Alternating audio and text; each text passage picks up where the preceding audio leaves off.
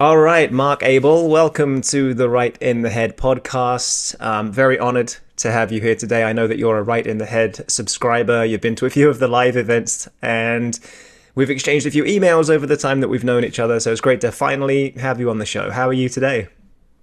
Great. Thanks, John. Thanks for having me on the podcast. Yeah, it's a real pleasure. I love talking to people from within the community. Obviously, we're looking to expand that and bring in new people as well. Hint if you're listening to this.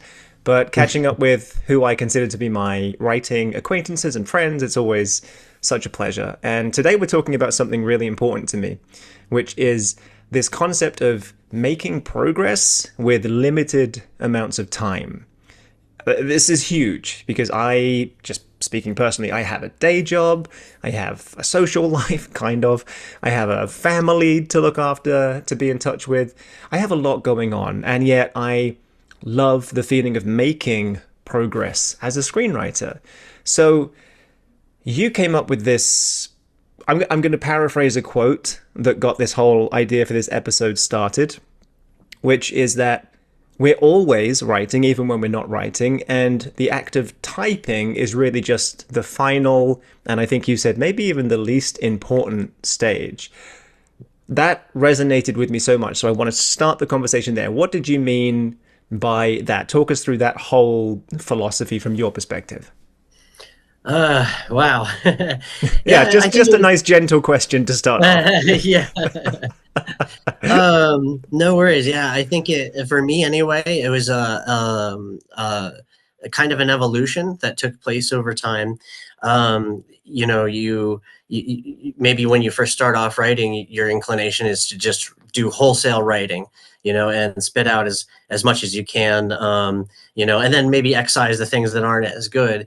But I've found that getting the different elements kind of coordinated in my head of what the stories are about, and then kind of setting them into motion, is a much better way of doing it, because that affords you the ability to write even when you're away from your desk, away from your computer, away from your ability to work on those things. You can still get stuff done and properly set yourself up so that when you do have time to sit down, you can kind of spit all those things out, and get them down, and then start to rewrite and refine them into your more final production ideas. Mm, yeah, yeah. I love the idea. I love it. There's this vision in my head that I have of just being, in a good way, kind of being a writer almost 24/7. Because even when you're sleeping, your brain is processing ideas and synthesizing. And Right. how many times have we woken up in the morning with a new idea, right? So there's this kind of, even though I'm not technically writing at the moment, I am making progress as a writer. Was there a moment where this snapped into focus for you and you kind of had this walking down the street, the clouds parted, the angels started singing, and you're like, oh wait, I can always be writing? Was there an epiphany, or was this kind of a gradually coming around to this idea? It was more of a gradual thing. Damn it, I love a good But epiphany. however, I would say that there was a distinctive turnaround point where there was massive changes in the way I wrote, way I approached my writing, and it was mainly when I made the transition from mainly writing novels to mainly writing screenplays. Mm, um, mm, with novels, I feel like you have a little bit more latitude in what you can write down or what you can include in your project. But the with screenplays, it's there's a lot of iterative elements to it, a lot of rewriting, a lot of like kind of refining until you get to those really core ideas.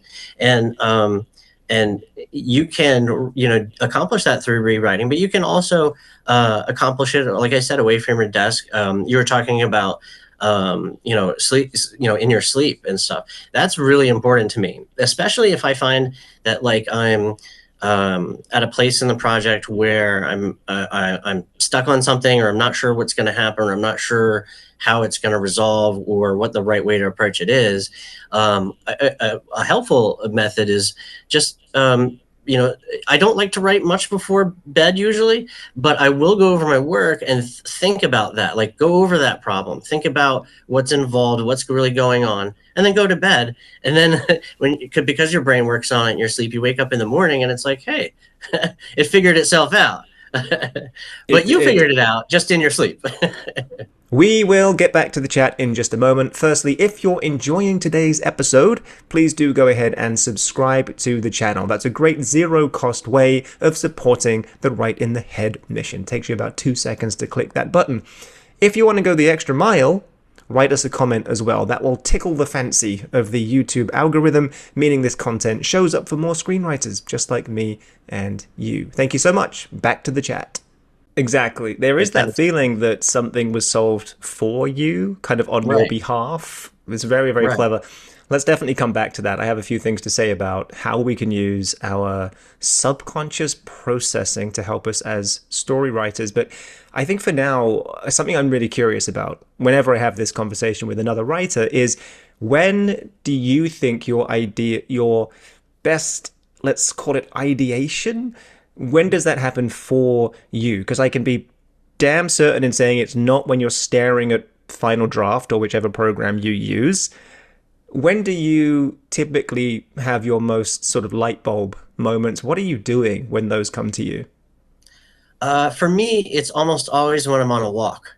Like when I'm out for a walk, I've found that that is really the best time to work through your ideas and to brainstorm and to get new ideas.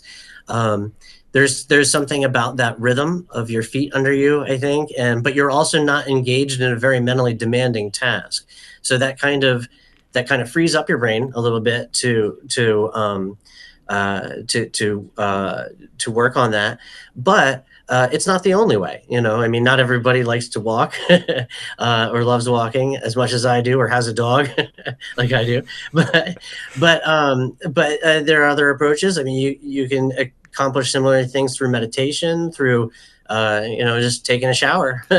There's other opportunities to do that, and they don't always have to involve writing. Like I said, for me, the light bulb almost always goes off after I've been walking for a good half hour. That's where things start to really get rolling.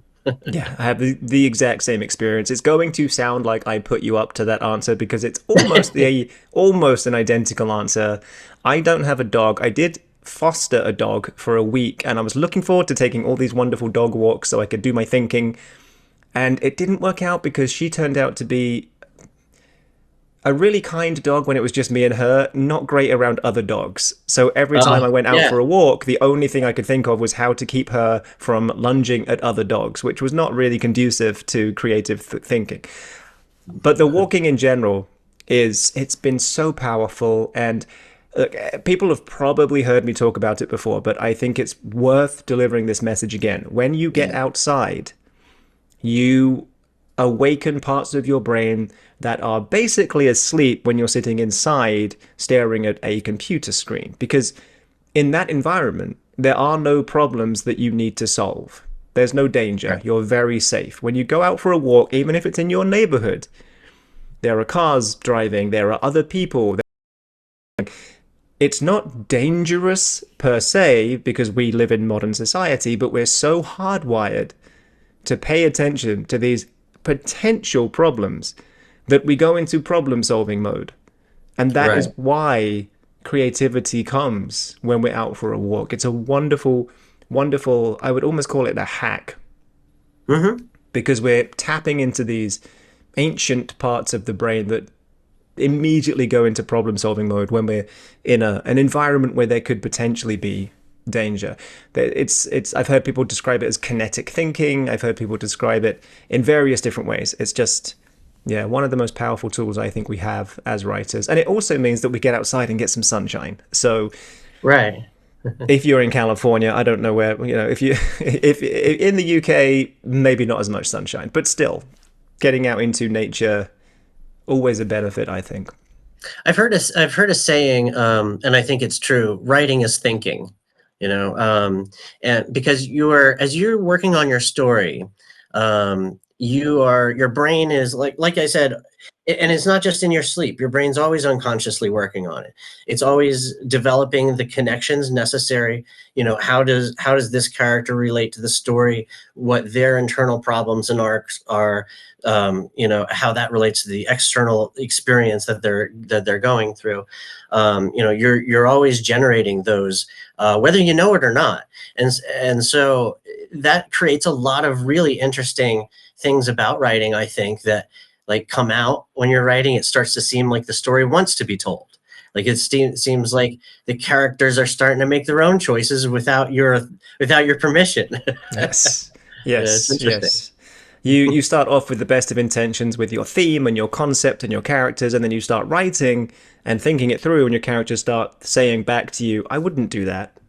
Right. That's not what I," and they were like, "Oh man, now I have to go back and either adjust the character or adjust the theme," and then there's that ripple effect because it's like if you adjust your theme, I've always found it's like knocking the first domino over, and it Right. has this impact of everything else just collapses. So Right.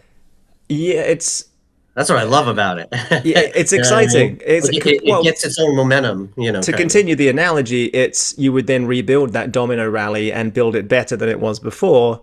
You had to Hmm. knock it all down to start with, but when you rebuild, it's a stronger domino Exactly. rally. Does that even make sense to you? Do you know what a domino rally Absolutely. is? Is that what they I've seen Instagram videos that have Right, that right. I don't know massive if domino. Yeah, I don't know if it's called Domino Rally out here. It is in the UK. You can build them Oh, yourself. You buy little Domino Rally kits that you can build, and they go up and down ramps and they knock things over, and it's kind of nice. incredible to play with as a kid and probably as a Right. grown up as well. Anyway, It's like a chain not reaction. yeah, exactly. It is, and that's what happens when you adjust your theme or your character or your central dramatic question. It just has this this domino effect. Yeah, Do you? exactly. I'm curious whether you use talking at all. The reason I ask is because there's that state between thinking and writing, and I describe that as talking because your ideas in your head are kind of free flowing and loose in a good way and can go in a million different directions. Writing is kind of for me the opposite end of that spectrum. That's when you have to pinpoint them and get them down in a way that's specific and succinct. And I think a middle ground there is talking. Can you talk through your ideas? Do they make sense when you say them out loud? I think that's a nice step between thinking about them and writing them down. Have you used talking in your process at all, like recording a voice note, talking to a friend through your ideas, that kind of thing? Yes, especially when like as a way of making them more concrete, because like it seems like in my head they make sense, but when I start talking about them out loud to people, I find myself, oh, I'm going on and on and on, and I'm not at the core of it. So yeah, it definitely has to you have to have that paring down. But voice recorders are good. I think it's important for writing to be almost conversational, especially with screenwriting, because you want your readers to be able to just go down the page with it. The part where I would say I use talking the most is just rehearsing my own dialogues, Very like between important. characters to make it Yeah. sound to make sure that sounds natural. Yeah. Yeah. But there's also like a refining process that goes on there too. You know what I mean? Like you Right. start to realize, well, they wouldn't say it like that, or they or you, just conversationally they wouldn't say it like that, Yeah. Yeah. even in the movie. So And you have, um, if I'm right, you have a yeah, bit of acting experience. a So little bit, yeah, yeah, so running dialogue like that, I found it very helpful because I'm an actor and reading it out loud really helps yeah, because you notice things that on the page don't seem clunky and then you try and read it out loud as an actor. I think even if you're not an actor, you could read it out loud and yeah, think that doesn't sound like how people talk. right, So right, that's going to need to change. Looks fine on the page, but yeah. I'm also part of a writers group, and we do, live table reads every month, and we do 3 scripts per meeting, and it's amazing how helpful it is, yeah, for people yeah, like to hear their characters, but to also um, because what you're doing, at least with the screenplay, is trying to put all of that imagery in someone else's head, you know. So having it's like bringing it to life in a way, in an early way. And once you start to do that, you can see where some of the problems are. So yeah, so I definitely recommend that. And it's important too, because a lot of writers, and I'm one of them, can tend to be kind of hermits a little bit. And but getting out there and bringing those ideas outside of your own head is very important. Yeah. Yeah, it is amazing, to your point, how clear an idea can feel in your head until you try and explain it to somebody else. It's And frustrating then that way. and their eyes glaze over and you realize this big pitch that you had did not land. Right. And it's because in your mind you're making certain assumptions about the story, the character, how the genre even, and you forget that when you tell somebody else, they don't know that. They don't know your base assumptions. They just hear this idea fresh for the first time and bits of it don't make sense. It's such a wonderful, it's a harsh process, but it's also wonderful because it enables you to see the blind spots that you can't see when you're just playing with it in this milieu that is your own mind. Right. I actually just to... Sorry, go ahead. Well, I was going to say, you're so excited when you have something to share with people. And the number one question you're going to get is, what is your story about? So just don't make them regret asking you that question. Have something really succinct. And it's important to know that. Sometimes I'm writing something and I realize that I don't know what I'm writing about. You should know what your story is about. It goes back to this whole thing about theme versus plot versus structure. And throughout the writing process, all three of them shift and interplay, and they have to be adjusted. So I think starting out with a log line, an elevator pitch is great, but just be prepared that as you start writing it, that's going to change. It will change. Not all the time, but almost everything I've written, as I'm writing it, it feeds back into that log line, the marketing approach, the sort of one-liner, the tagline that I see on the movie poster, all of that. It starts out perfect until I actually write the story. And then it's, oh, wait, that doesn't quite feed back into that, but I love this part of the script, so I guess we're changing some things. Yeah, that's another thing I think is normal, totally normal to expect. You're going to start off with one idea, and by the time you finish, it's going to be maybe a completely different idea. Yeah, but it's going to still be a good idea. And that's the painful part, is when you've gone a certain amount of distance into this great idea that you've had, and then you see a way to improve one part of the idea, but it means killing off another part of the idea that you were attached to. Right. So yeah. I've just seen this great way to improve the finale and leave everybody feeling like, wow, but it means I can't have this character anymore. So now you're like, oh, what do I do? What do I do? That is, for me, one of the most painful things as a writer. Totally. That's killing your darlings, as they say. Right. Yeah. I'm curious, with the whole...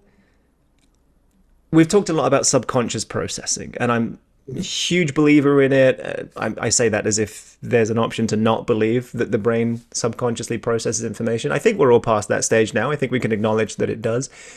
What about consciously? So as you're going about your day, are you consciously listening for story ideas, narratives, character ideas? Or do you just go through your day, not like as a writer, but you're unintentionally drinking things in? The reason I ask is because I think I've come across both types. Some people are just obsessive as writers, and you can't talk to them without them trying to pull ideas from you about story. Other people, and I would probably put myself in this camp, it's just like, no, I go about my day, I have a day job, I have other people to talk to, and then it will be a bit later in the day I'll suddenly think, oh wait, that would have been a good idea for a character or a story. Do you know what I mean? Yeah. So during the day, I think it's important to be in both modes. I think is it James Cameron who said you have to absorb before you radiate, or something like that. So it's really good to just drink things in. If you're out in public, I'm kind of more like an observer. Like I like to people watch a little bit. I like to listen to their conversations, listen to the rhythm and dynamics of their conversation. How do they talk? What are they talking about? And I'm not yet much of an eavesdropper either. You know what I mean? But just to be kind of aware of what's going on with around you, and drinking things in, kind of like almost like you're the character, you know. But then there's other times, and we mentioned this a little bit like in our emails and stuff, about when you're not really afforded like maybe that kind of relaxed thinking, or you're at work and stuff. But you can always take notes. You can always kind of like keep things in mind, and and kind of what I started off with earlier, like with when we were talking about sleeping overnight and stuff. That's just another way of kind of priming your brain for your story during the day. Is work on other aspects of it. Turn your theme over in your head. Think about your character's backstory. You might, if you have a not too demanding job, you can get a lot of like kind of legwork done just in your head, and then so you can go home and get to that more like typing phase that we're talking about. Let's hope your boss isn't listening to this right now. Yeah, I know. Actually, talk to me about that, because you did mention that you had done some work towards your novels while you were, well, you used the word working. I assume you meant day job working. So what did that look like for you? Yeah, I don't think my previous bosses would have been too happy with that either.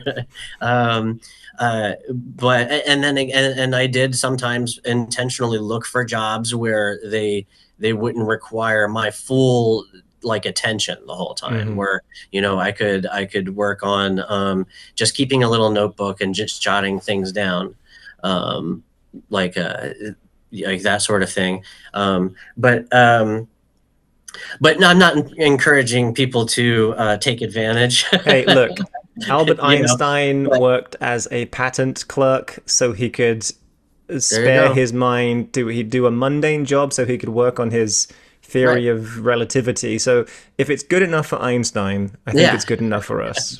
That's right. No one's complaining that they didn't have the best patent clerk back in the day. Right. As we're using GPS and all other things that came from Einstein. What other, you've mentioned this a couple of times now, but just to drill into it, because, I like to make things practical on the podcast. So what about tools that help you to capture and store these ideas as they come to you? Mine is always voice notes. I'm obsessed with it. I take it out for my walks with me. I use it when I'm in the bathroom sometimes. Always voice notes. How about you? Are you... I mean, I suppose there's so many options now. Do you keep them all in one place? Are you very organized with that? Is it scraps of paper, post-it notes? How are you doing this? So we were talking about walks earlier, and you don't have so that's where I think my phone comes in handy. I have like a little notepad feature on my phone that I use mostly. But I definitely wanted to say something about notes, because yes, you want to I used to go on walks and then just remember everything. And then by the time I would get home, I will have forgotten one or two like really good ones that I wanted to not forget. But that kind of led me into a new philosophy that is, I don't 100% follow it. I may be somewhere in between. But I heard of another screenwriter saying, or another screenwriting teacher say, don't write down every single note. And I started to see the importance of that when my notes started to get really long. I would work on one screenplay and have notes that were longer than the screenplay. And I've had seen other people 200,000 words worth of notes or something. Yeah. And then I've noticed, like, throughout the process, a lot of those notes I didn't ever reread or include anyway. And so this guy had said, I'm sorry, I do forget who I heard say it, but he was saying that, maybe just keep track of the most critical ones. And then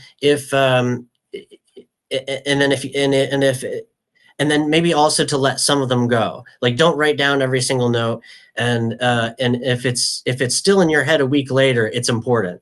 because you're as a writer, you're trafficking in ideas, right? And you're getting so many ideas, and sometimes your brain wants to overdo it. It just wants to include Oh everything. yeah. And then Oh the next yeah. thing you know, you're overwhelmed, and you have a screenplay that's not economical, that has a ton of stuff in it that shouldn't be there. Yeah. So forcing yourself to remember can also be very valuable, or like I said, just letting go of it, and if it's important, it's going to come back to you. If it belongs in your story, it'll show up again in your mind.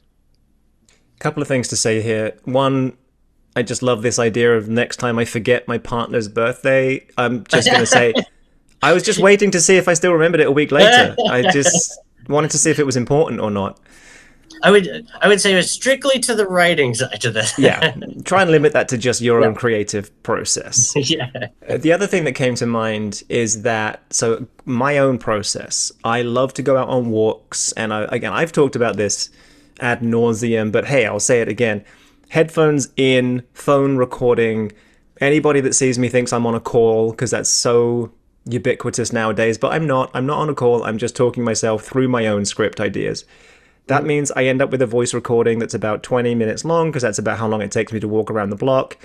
Get back home, listen to my own voice recording, and just write down the bits that I still think are great, or at least worth exploring. And then the follow-up to that is, I've become disciplined at this. I didn't used to be.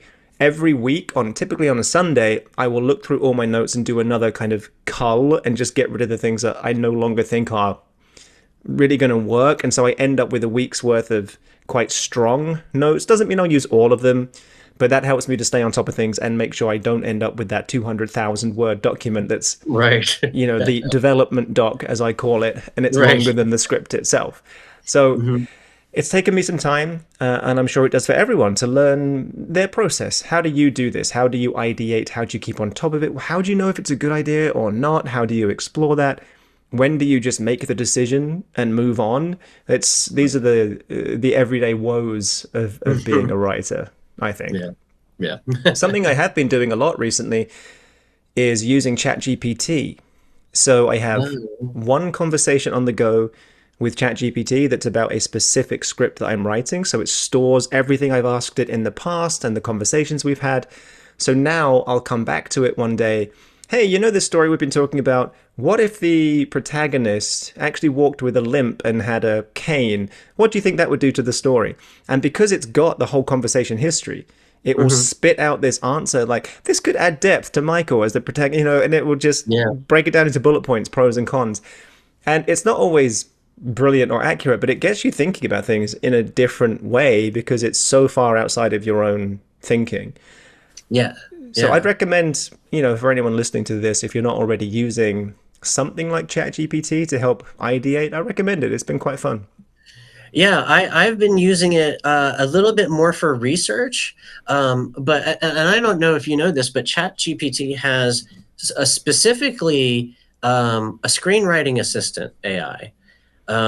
Yes, I've heard of this. I haven't used it. What's it called? Remind me what this is called. Well, it's still ChatGPT, and then I remember it had like a side panel of all the kind of more specific or niche kind of where it AIs says explore GPTs, I think it says, right? Right. Yeah. So I tried the screenwriting assistant, and that's what I've been using since then because it's really helpful for both kind of research and formatting. If there's something like I'm not sure how to do, there you go, level up. That's why I love doing this podcast, Mark. We just share ideas and help each other out. It's great. Yeah, totally. I will be looking into that specific GPT. Now then, pivoting slightly, because we're talking today about how to make progress with limited time. So we've done all this subconscious ideation. We've taken our walks. We've got these ideas. We've got these notes. We've used ChatGPT sometimes. How do you then switch from that to butt in the chair, it's time to do some typing? Because at that moment, there's always pushback. Suddenly there's other things that, I really should get that done. My house needs tidying. I need to walk the dog. There's always procrastination, I think. How do you personally overcome that moment? Um, well, I'm pretty good about not procrastinating. But I do sometimes. There's always there's always there's always there seems to frequently come up times where like um where I never have like writer's block. I wouldn't say that. But you're gonna run into obstacles in your project, and when that happens, you want to kind of go around it, do something else, focus on your character, or something like that. But I'm kind of getting a little bit away from your question. So um, uh, I would say two things to this. Number one, it's important to find out what your peak writing time is. I think it's changed for me a little bit over over time. Like I used to write more at night, and now I write during the day much more. And for me, like the hours are 10:30 to 2:30. So that's my office desk time. That's when I sit down and do the work. And if I've done all the priming subconscious work that we've been talking about properly, then like I said, it's just you sit down and the story's ready to move. It's ready to kind of be told. You're prepared mentally to spit it out into not its final product, but you're going to work on it much more. But you're getting closer every time. You know. Now, if there's if there are obstacles to that time that you've set, I mean, really try to be regimented. Say this is what I'm doing during these hours at this time. But if it's not possible, I'm also a huge believer in taking breaks, like as another part of your process. Don't be afraid to, you know, the way I always put it is it's like taking your foot off the accelerator once in a while. You have to. And I would write all day every day if it were up to me. but but but it's also good to stop once in a while and let those unconscious connections develop. Like it's almost like an incubation that has to happen in your brain. So I say embrace those times and use them to get other things done. But but if it's cutting into your writing time, make sure it's a menial task like laundry or making the bed or something like that. So where you're not too preoccupied with it, and you're kind of almost distracting it and getting out of the way in a way for that. Yeah. Um, Yeah, I think but that's those great are some advice. ideas. Yeah, Yeah. it's great advice. I think there's that process or that point in the process where I don't know if you define this as writer's block, but there's a problem with the story. You're not immediately sure how to proceed. Mhm. I've said this before. I think bang your head against that problem for about 20 minutes just to tell your Mhm. brain this is important, and then just walk away. Go do something Exactly. else. Go fold some laundry. Go feed the fish. Go out 100%. for a walk. Go to the gym. Because now Yeah. you've said that that's important. The solution is coming. It's just a matter of when. So, That's the thing I've always found so interesting about the brain is that, like, if you ask it a question, it's going to come up with an answer. yep. And that's why there's like a power of questions. That's why what if is such a good Hmm. question for writers to be asking, Yeah. because it's going to come back to you with your creativity and your fresh ideas and all that stuff. But yeah, it's Yeah. just important to have downtime as well as desk time. Absolutely. Yeah. And I would say to add to that, my definition of writer's block is not the sudden cessation of ideas. I don't think that's ever happened. My writer's block is too many ideas and I can't decide which one to go with. Right, yeah, And exactly. that's one of those times that I need to walk away. If it's ideas for me feels like drinking from a fire hydrant. It is Mhm. there's too many and Right. each one sprawls into a different direction and affects the entire story. So Mhm. that's writer's block for me. That's when I stop writing because it's muddled, it's nebulous, it's not I've lost clarity because there's too many ideas. And I honestly, that sounds kind of like a humble brag. Like, oh, I just have too many ideas. I wish I didn't. I wish I had Right, more clarity. I wish I could just make my mind up and just stick with one idea. This yeah. is echoed into other areas of my life. It's the reason I've had 20 different jobs in my years, because I struggle to just pick something and stick with it. So that's my definition of a block. It's not lack of ideas, it's too many. Exactly. Yeah, which leads to what I would call story anxiety, which I think might be a phrase that only I use, but it's when you're worried that if you pick one story, you've lost all the good elements of all the other versions of that story. Like fear Well, of there's missing nothing to out. stop you from writing it more than once. I have Other one than screenplay time, that I have Mark. two Other totally than different time. versions of. Well, yeah. And Time, day yeah, job, other people. Those are the things that mean I those are don't want to things write that do more than stop you. one Yeah, version. life, pretty much. In other words, Life, yeah, the fish that need feeding. right, Yeah, the neighbors that are complaining because my lights are on until 3 a.m. right, Those things are stopping me. But no, I think there's so many ways that you can prevent these things from happening, or at least minimize them. You mentioned, setting yourself up for success the next day by doing certain things, or maybe, sorry, you said setting yourself up for success with your writing sessions by doing the pre-work in certain ways.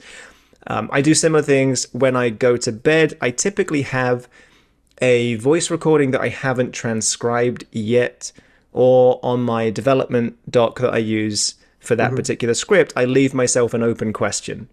So it gives me something to think about when I go to bed, or if it's the voice recording, I know the first thing I'm going to do with tomorrow's writing session is transcribe that voice recording and pick out the good parts, because then I'm in the flow. I'm back in the story again. I don't have to think about what should I do first today, because that's when I'm at my most likely to procrastinate, when I don't have a clear idea of what I need to do next. So right.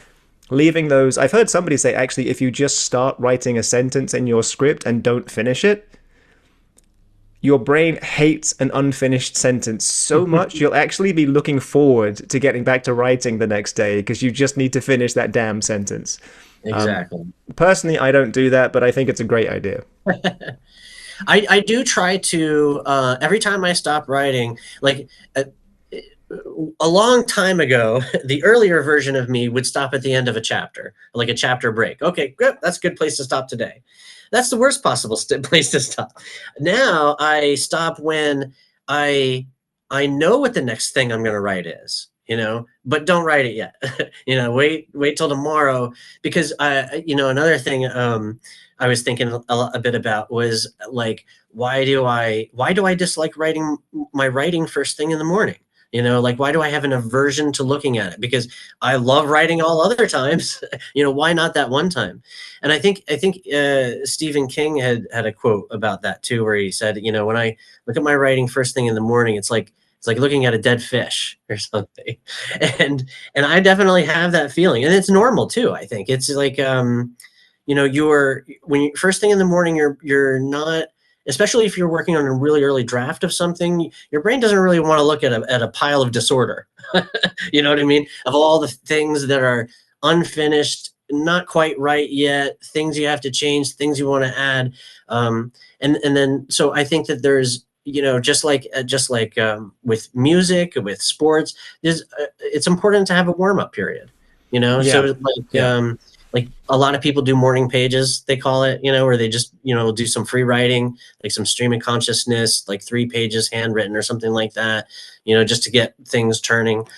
For me, I like to do research mostly, because that kind of puts me in the kind of like the themes and the mode and the overall thinking of the story and its location and the people there and stuff. Yeah. And that's kind of stuff rolling is when I start to feel more inclined to work on it. And then probably by 10:30 or so, I'm rock and roll until 2:30, and then I'm pretty much done for the It's day, at least as far as interesting. the writing part goes. Yeah. Yeah, that's interesting about the early morning thing. And what it made me think of, bizarrely enough, is the research that I've done into things like depression and anxiety, because a lot of people ask, why do they seem to be worse in the morning? And the sort of, I guess, neurological or neurochemical explanation is that Mhm. your body's way of waking up is to increase cortisol. That's Hmm. what brings you out of sleep.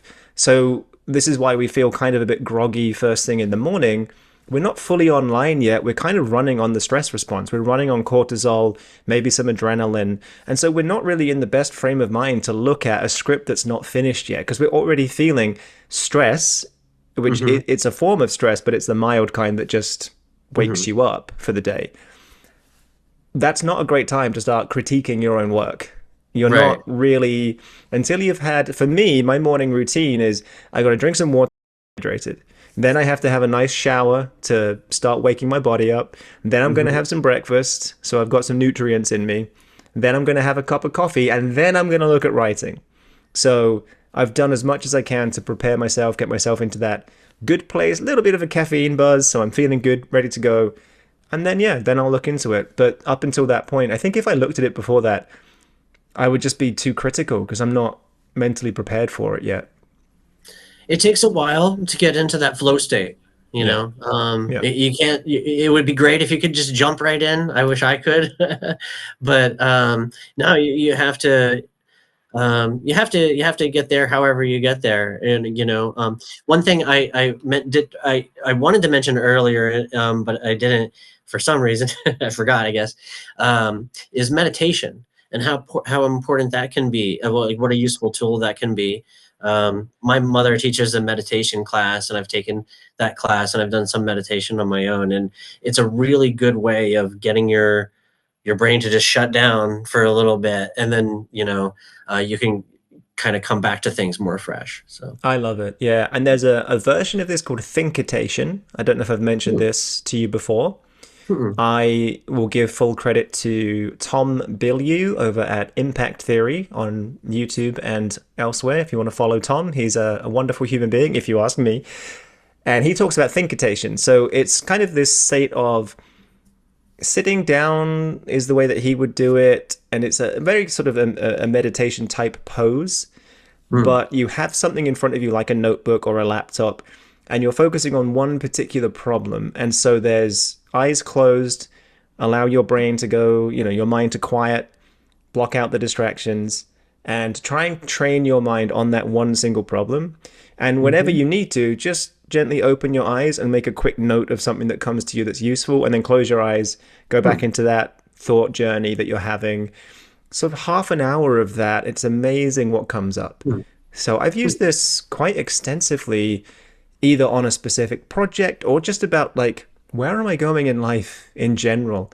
Because day to day, I think we just go through the motions, and we can be kind of on a good path, but then after a few months, we're feeling this uneasiness. We're not sure where that's coming from. And it's because we haven't really checked in recently and just thought about, am I actually aligned with my values here and my goals? So this could be used on that sort of macro scale, but also on the micro scale of a particular project, or even a particular problem within a particular project. It's a really useful technique. I highly recommend it. I'm going to look into that. I'm going to look that up.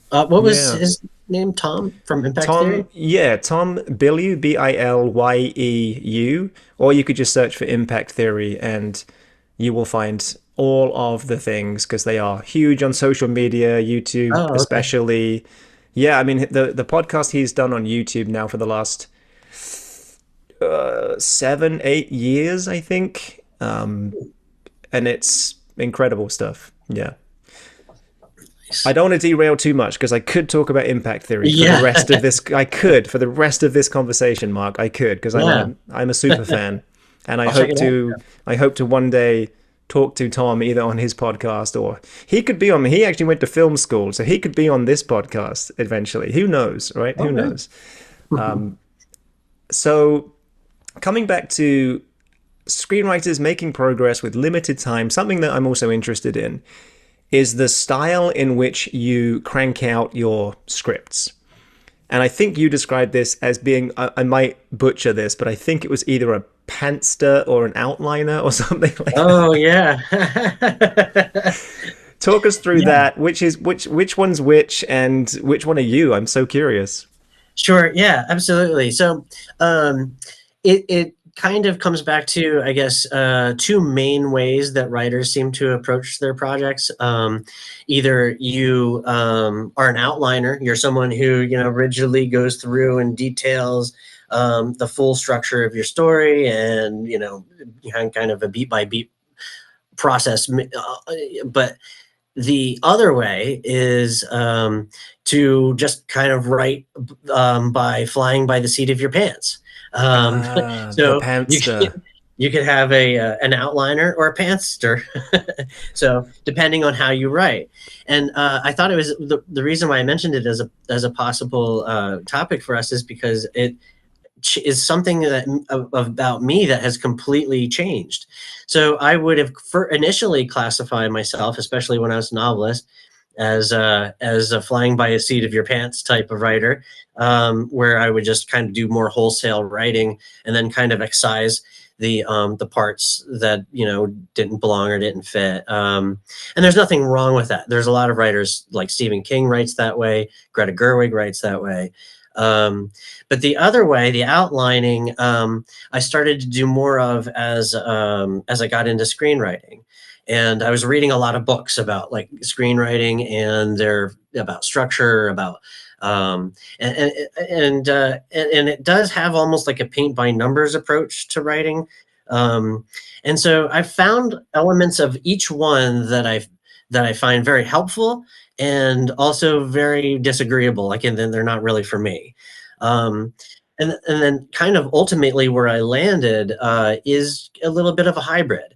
I think it's important for, like, you have to, first of all, you have to know all the rules before you break them or bend them. So you have to know your structure. You have to know kind of the language of your story.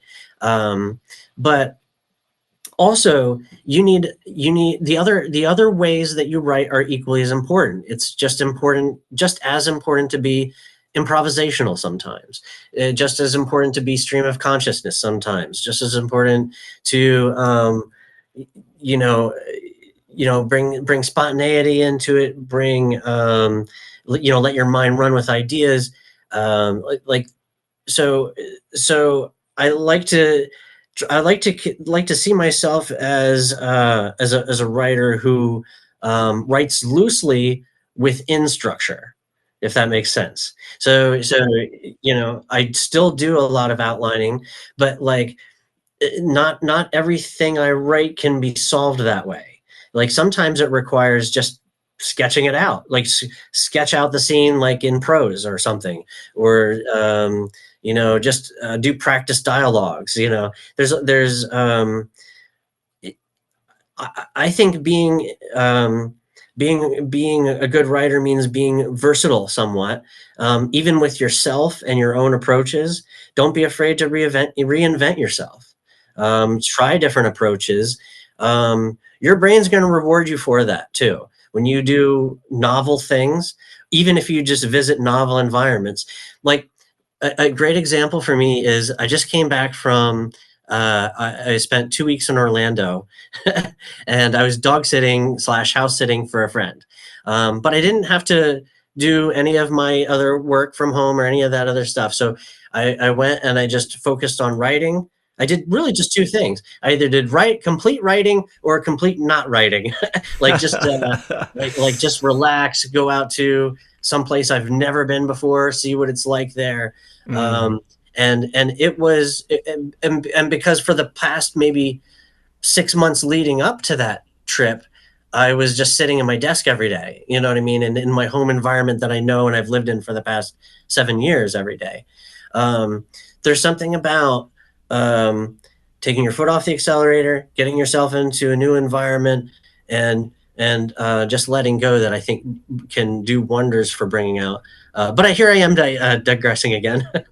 I love it. I love it. Yeah. I love the way your mind works. I think we're very much aligned on this. Yeah. So having heard your definition of the pantster and the outliner, I Makes think more the sense now, hybrids, doesn't it? it makes perfect sense. And I think I skew more towards the outliner. I think it's because I hate the word elevated. It sounds so pretentious, but I've been told that my scripts are elevated comedy, and especially the one I'm working on now, which is an action thriller.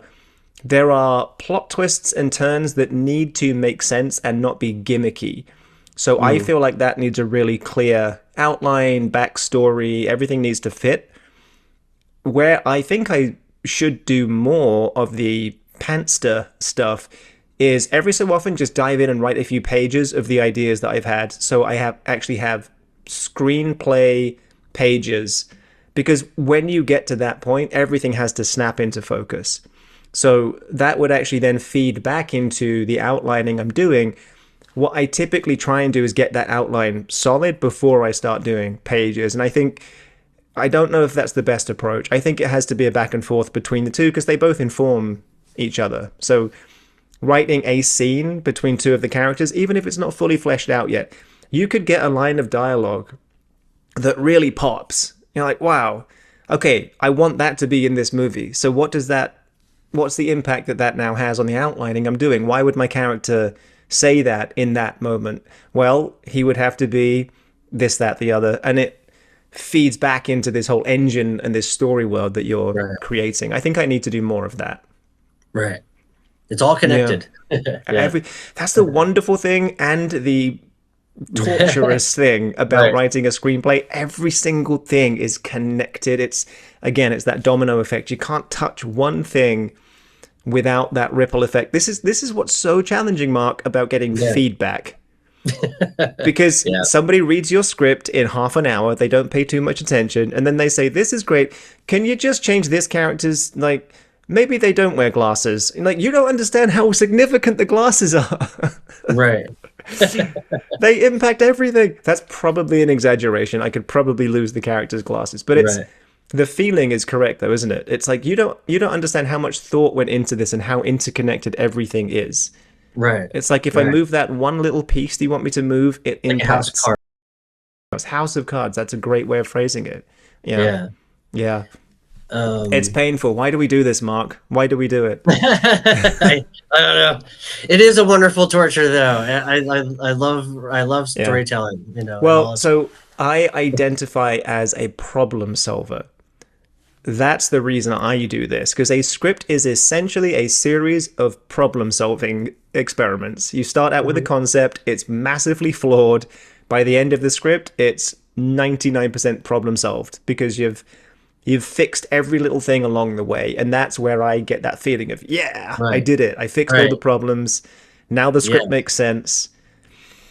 And then, of course, It's somebody rewarding. else reads it and finds a whole bunch of other problems. But that's Yeah. not the point.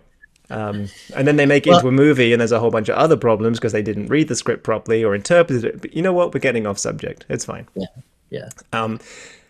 Closing question for you, Mark. If somebody is going to take this approach, so let's just say that they're not currently thinking of it in this way. They're not really thinking about writing without writing, using subconscious patterns, that kind of thing. Are there any unexpected side effects because we've talked about all the good side effects. Mhm. Are there any unexpected things that you've come across? I'm not going to prompt you, but I have experienced some sort of weird things happening when I'm using this approach to storytelling. I want to know whether you've experienced anything similar to that. Weird, like in what way? I'm not sure I understand. I will give you an example, and I try not to do this because I don't want to prompt the guest and push them in a certain Okay. direction. But I will give you one example. So, because I've brain to do storytelling and writing without writing, I will find that I start bringing characters to life in strange ways, almost seeing my own world through their lens, and it changes who they are. Or it could be that the story itself starts to play out around me, and I'm obviously imagining that, but it all of a sudden feels like everything that's happening to me in my real life is impacting the story somehow. So it's interesting what you can do when you manipulate your own brain to do certain things. It's almost like this response that it has can do some fairly quirky things. Mm-hmm. Yes, that is true. Uh, for me, I've had some weird experiences. There was sometimes it's in the form of coincidence, and maybe that's like a selective attention type of a thing. But there was one script I wrote, and it involved a very specific type of theater. It's called a theater in the round, where the audience sits all the way around the stage, and as I was researching, and I think I put this specific theater in New York City in my story, but when I was researching it, I didn't really pay attention to its location, and I started just looking at like the overall structure. How is the seating? Where's the stage? How do you get on in and out of the location? And without really looking at where it was. And then so cut to my girlfriend and I take a trip out to Utah, and we were kind of near Salt Lake City. I went snowboarding there for as well, and we were at the hotel when we got there, and I went outside for like just kind of a little walk, like in a new environment type of thing. And I walked out to the corner, and I realized that I was standing on the corner of the exact same theater I had looked at online. Like I did, just as a coincidence, I'm like, this is the place that's in my story I'm writing. What? Like I just happened to maybe gravitate to that same location or something. Wow. So yeah, it was very interesting. Now, I mean, if it was any other theater, if it was just like a regular theater, a regular auditorium, it would have been different. But it was the exact theater of a type of theater, which is there aren't that many of them. So it was a kind of a weird coincidence for me. But what that kind of leads into, and maybe as like a good place to conclude, is I was thinking a lot yesterday about how, in a lot of ways, writing is my whole life. Writing becomes your whole life. There are we're talking about finding times to write, but like you should pretty much just be always writing in your head, right in the head. Right in the head. There you go. You got the name. Because yeah, I mean, it's from everything to my relationships with other people to being out in public to what's going on in society and on the planet between different types of people, different there's so much, and there's so much worth writing about that eventually it becomes like impossible not to see it through your own lens as a writer. Yeah. So, if you like to write and if you want to be a writer, don't be afraid to just dive in wholesale, full all the way in, and incorporate it into yourself full time, whether or not you have time for it. Mark, thank you so much for this time today. Sure. I think we've given our listeners so many practical takeaways here. If they went through the episode and made a few notes, they have at least 5 things that they can now start to do, which is going to lean them towards writing even when they're not writing. As you said, typing is really just the final stage. There's so much that goes into writing that's not fingers on keys, staring at that blinking cursor of doom. It's honestly my least favorite part. Maybe I shouldn't say that, because when you're writing and it's going well, that can be electric. But there's a lot that goes into that session to make that a good session, and we've covered that, I believe, expertly today. So thank you very much for lending your mind to this. Where can people go to learn more about you, your writing? What are you up to these days online? Well, if you would like to network with me, I'm on LinkedIn, just linkedin.com. You can search Mark Abel, Abel. Also, I'm on Facebook if you want to meet me there too. My portfolio is at abelmark.journalportfolio.com. You can see some of my screenplays, or if you'd like to read some of those. I write thrillers, so they're pretty fun and exciting. You won't be bored reading them. And one of the things I'm also really excited about is Substack. Because I still do like to do. I like to write short stories. I don't do my novels as much anymore, or at least I left off in the middle of one. But I write a short story Substack called Too Tall Tales. It's TOO talltales .substack.com. And especially if you have kids, they're great for bedtime stories or reading aloud. It's ages 8 to 12 roughly, but I like to think fun for all ages. Love So it. you We can will also include check. all of that there. Yeah, we'll add all of that to the description. The novel that you left midway through, did you leave it at the end of a chapter? Because you should have left it at the end of midway through a sentence. Then you would No, have I come left back that to one it. on a chapter break, and that's probably why it's still there. Yep, that was your downfall, Mark. That was it. Yeah. All right, Uh, thanks again for your time. I'm sure we'll do a part two at some point in the future, and hopefully I'll see you at one of the live events soon. I'll be looking forward to it. Sounds All right, good. Thanks, take John. care. You too. Thank you so much for watching this episode of the Right in the Head podcast. If you enjoyed the episode, go ahead and subscribe to the channel. You know you want to. It's a great zero-cost way to support the mission we are on here at Right in the Head to share wellness information with the screenwriting community. If you want to go ahead and leave us a comment as well, it will please the YouTube algorithm.